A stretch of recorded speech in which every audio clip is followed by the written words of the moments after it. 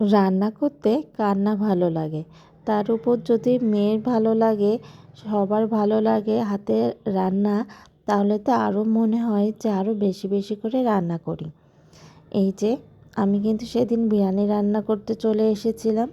আগের দিনকে মেয়ে বলছে বিরিয়ানি খাবে, বিরিয়ানি খাবে, খেতে বসে বলছে আমি বিরিয়ানি খাবো, তাই আর কি বিরিয়ানি রান্না করতে চলে এসেছি।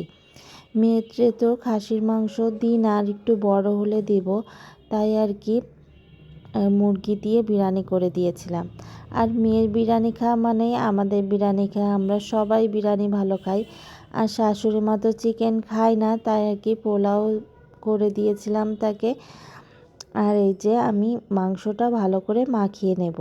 মাংসটা যত মাখিয়ে রাখবেন, মশলাটা যত ভিতরে ঢুকবে, মাংস বিরিয়ানির মাংস খেতে কিন্তু তত টেস্টি হয়।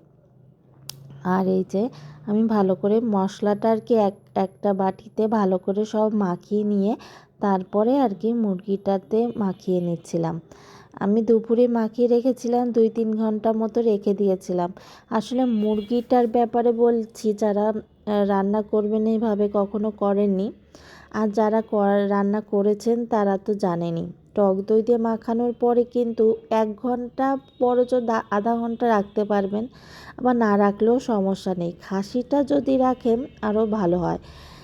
এইটা আর কি টক দই দেওয়া হয় তো, মানে তাড়াতাড়ি নরম হয়ে যায়। মাংস কড়াইতে দেওয়া মাত্রই মানে গলে যায়, আরও ঘ্যাঁট হয়ে যাওয়ার সম্ভাবনা থাকে।